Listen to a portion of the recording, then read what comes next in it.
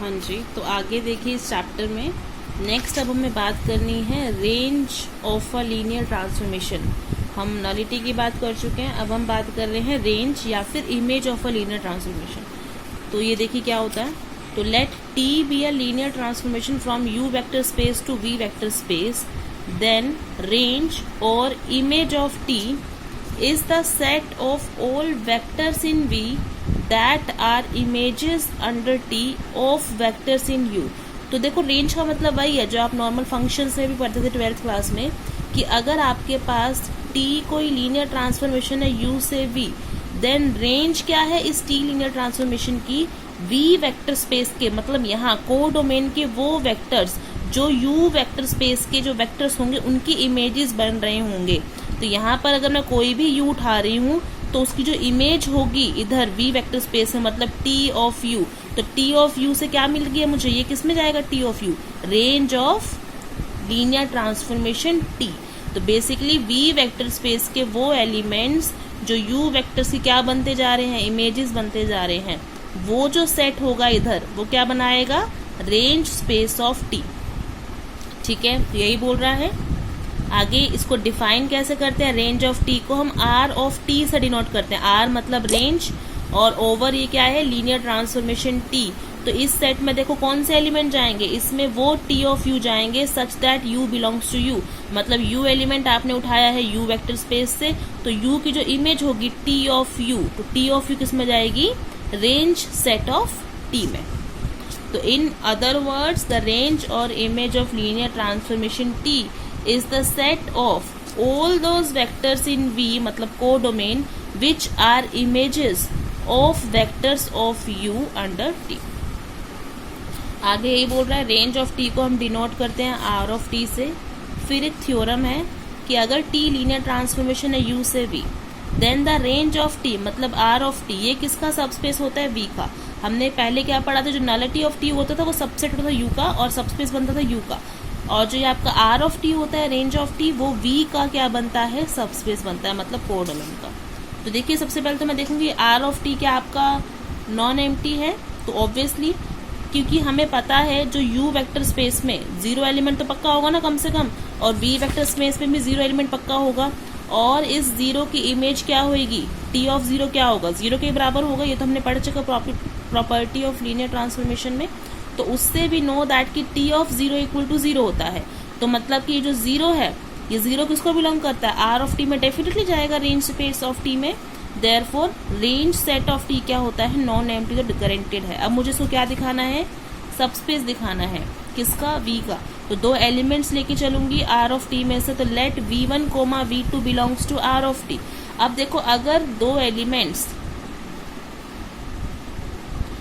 Are of T में गए हैं, इसका मतलब वो किसकी इमेज बने होंगे, कुछ यहाँ पर आपको यू वेक्टर मिलेगा ना इधर डोमेन में, सच दैट उस पे टी लगने के बाद वो इमेज बनी होगी, क्योंकि तभी जा रहे हैं ना एलिमेंट्स आर ऑफ टी में, रेंज में कब जाते हैं, जब वो किसी यू वेक्टर की इमेज बनते हैं। तो अगर मैंने दो एलिमेंट उठाए हैं V1, V2 are of T में से, इसका मतलब आपको दो वेक्टर्स मिलेंगे U1, U2, कहाँ से, यू वेक्टर स्पेस में से, such that T of U1 किसके बराबर होगा, V1 के, एंड टी ऑफ U2 किसके बराबर होगा, V2 के। सो ठीक है, नाउ अब मुझे शो क्या करना है कि आर ऑफ टी अगर सबस्पेस, तो मैं क्या शो करना चाहती हूँ, AV1 प्लस BV2 करके जो एलिमेंट आएगा वो भी किस में रहेगा, आर ऑफ टी में। तो मैं कंसिडर कर रही हूँ AV1 plus BV2, where AB क्या लिया आपने, फील्ड F में से। तो AV1 प्लस BV2 किसके बराबर होगा, A into T of U1 plus B into T of U2। तो क्योंकि टी लीनियर ट्रांसफॉर्मेशन है तो ये अंदर चले जाएंगे और क्या बन जाएगा, overall T of AU1 plus BU2। अब अगर आप नोटिस करेंगे तो ये जो AU1 प्लस BU2 एलिमेंट है, क्या ये एलिमेंट U वेक्टर स्पेस का नहीं होगा, ऑब्वियसली होगा, क्योंकि U1, U2 कहाँ से हैं, U से हैं, और U क्योंकि वेक्टर स्पेस है तो कुछ स्केलर से मल्टीप्लाई करने के बाद U1 को, मतलब AU1 और B को U2 से मल्टीप्लाई करने के बाद उनका एडिशन भी U में जाएगा, since U is vector space.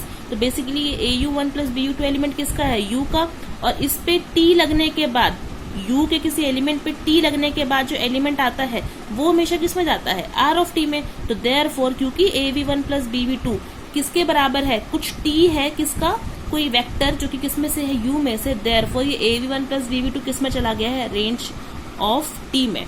तो सिंस ये रीजन लिखा हुआ है क्योंकि AU1 प्लस VU2 किस में बिलोंग कर रहा है, U में। देयरफॉर अब यहाँ से अगर AV1 प्लस BV2, अगर V1 V2 R of T से लिया तो AV1 plus BV2 R of T में चला गया है, हेंस R ऑफ टी को आपने क्या प्रूफ कर दिया, सब स्पेस प्रूफ कर दिया किसका, V का। नेक्स्ट थ्योरम देखिए क्या बोल रहा है, अगर T एक लीनियर ट्रांसफॉर्मेशन है from V to V, same vector space से सेम वेक्टर स्पेस तक है, इसको हम बोलते हैं लीनियर ऑपरेटर भी बोलते हैं, हमने पढ़ा था। लीनियर ऑपरेटर क्या होता है, जब सेम वेक्टर स्पेस से सेम वेक्टर स्पेस की लीनियर ट्रांसफॉर्मेशन को आप लीनियर ऑपरेटर बोलते हो। तो कह रहा है then the following statements are equivalent. Equivalent का मतलब क्या है कि अगर ये ट्रू है तो ये ट्रू होगा, ये ट्रू है तो ये ट्रू होगा। तो कह रहे हैं कि ये दोनों स्टेटमेंट इक्विवेलेंट हैं। पहला पार्ट क्या है कि range of T intersection nullity of T equal to 0 होता है। If T of V equal to 0 then T of V equal to 0 V belongs to V। मतलब आपको शो क्या करना है कि अगर पहला पार्ट हो रहा है, अगर ये होता है मतलब R of T intersection nullity of T equal to 0, then हमारे पास क्या होगा, अगर टी ऑफ देखो अब इसमें फर्दर दो कंडीशन छुपी हुई है।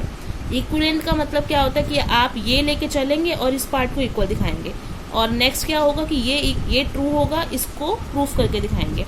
तो जब आप इसको मान के चलेंगे और जब इसको प्रूफ करना होगा, इसमें क्या प्रूफ करना है कि अगर T of V equal to 0 है, देन मुझे शो करना है कि टी ऑफ V क्या है, 0 है for V belongs to V। तो पहला पार्ट इसका कर रहे हैं, तो let R of T intersection nullity of T equal to 0। अब मुझे ये शो करना है, इसमें क्या कह रहा है कि अगर T of V equal to 0 है तो मुझे टी ऑफ V को 0 के इक्वल दिखाना है। अब जरा ध्यान से देखो, अगर टी ट्रांसफॉर्मेशन लगने के बाद इस टी ऑफ V के मुझे आंसर 0 मिल रहा है, तो टी ट्रांसफॉर्मेशन किसी भी एलिमेंट पे जब लगती थी और आंसर 0 मिलता था, तो मतलब ये जो एलिमेंट होता था वो किस में बिलोंग करता था, नलिटी ऑफ टी में, by the definition of nullity of T. तो देयरफॉर टी ऑफ V किसको बिलोंग करेगा, नलिटी ऑफ टी में। बट ऑल्सो बाय डेफिनेशन, क्योंकि टी ऑफ V किसको बिलोंग करेगा, R ऑफ टी में से, क्योंकि V किसको बिलोंग कर रहा है, V एलिमेंट किसका है, V का। और V क्या है हमारा, देखो डोमेन कोडोमेन इस बार सेम है, इसीलिए ये चीज हो रही है। तो V क्योंकि V में है, तो टी ऑफ V, ये टी लीनियर ट्रांसफॉर्मेशन लगने के बाद जो एलिमेंट आएगा, इमेज आएगी टी ऑफ V, वो किस में बिलोंग करेगी, R ऑफ टी में। तो T of V N of T में भी गई है, T of V R of T में भी गई है। तो मतलब जो टी ऑफ V एलिमेंट है वो N ऑफ टी और R ऑफ टी के इंटरसेक्शन में भी चला गया। But R of T intersection nullity of T तो क्या है, 0 है। तो मतलब टी ऑफ V को किसके बराबर होना पड़ेगा, 0 के। हेंस ये पार्ट प्रूफ हो गया कि अगर R of T intersection nullity of D 0 होता है, and if T of V equal to 0, then क्या प्रूफ कर दिया मैंने, T of V equal to 0।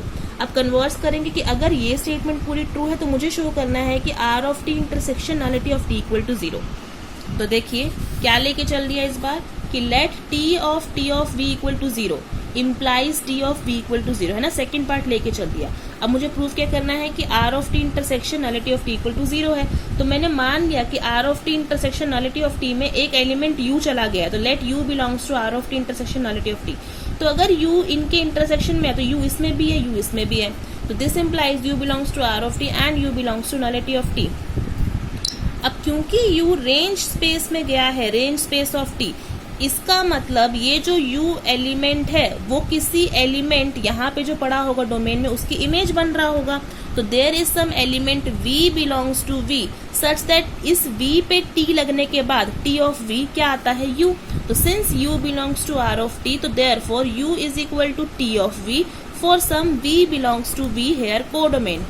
And क्योंकि यहाँ से क्या बोल रहे हो, U बिलोंग कर रहा है नलिटी ऑफ टी में। अगर U नलिटी ऑफ टी में है तो इसका मतलब T ऑफ U, इस U पे T लगने के बाद क्या आंसर मिलेगा, 0, है ना। मैंने दोनों डेफिनेशन लगा दी। अगर U R ऑफ टी में है तो उसको ये कंडीशन सेटिस्फाई करनी चाहिए, और अगर U नलिटी ऑफ टी में है तो उसको ये कंडीशन सेटिस्फाई करनी चाहिए।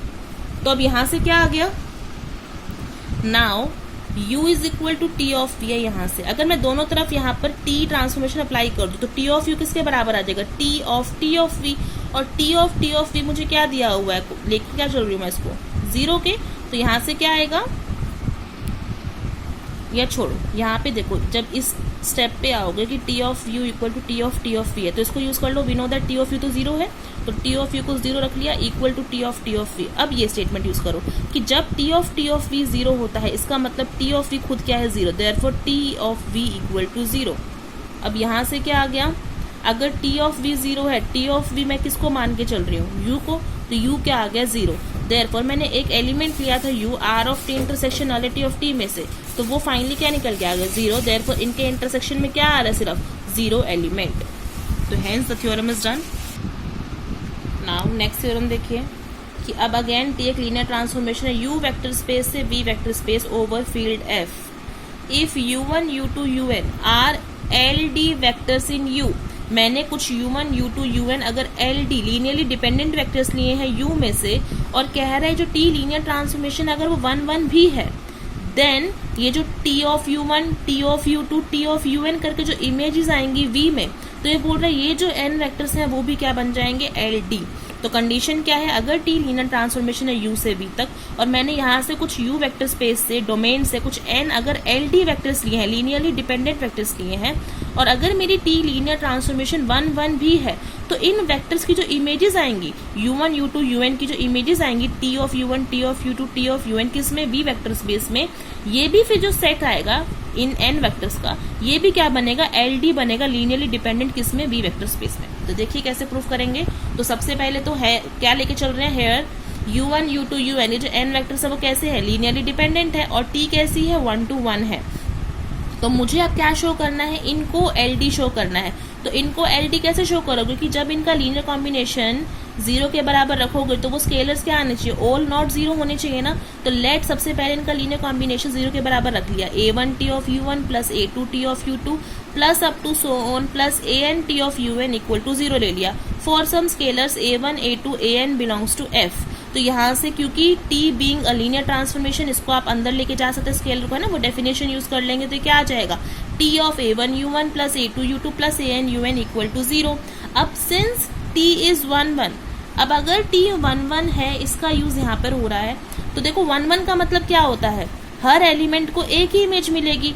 अब t ऑफ, देखो ये वेक्टर किसका होगा, ऑब्वियसली डोमेन का ना, u का, क्योंकि ये u1 u2 un किसके हैं, u के हैं, तो इनका लीनियर कॉम्बिनेशन भी किस में जाएगा, u में। तो u का ये जो वेक्टर है a1 u1 plus a2 u2 plus an un, इस एलिमेंट पे t लगने के बाद आपको क्या आंसर मिल रहा है, इस v वेक्टर स्पेस में इमेज क्या मिल रही है, 0।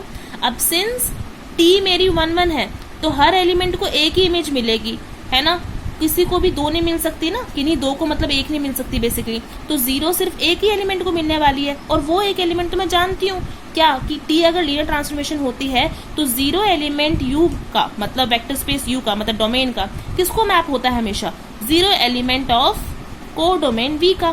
तो क्योंकि यहाँ पर t 1 1 है, इसीलिए अगर कोई एलिमेंट पे t लगने के बाद आंसर 0 मिल रहा है तो पक्का वो एलिमेंट क्या होना चाहिए, खुद 0 होना चाहिए, बिकॉज t इज 1 1। तो this implies a1 u1 plus a2 u2 plus an un equal to 0।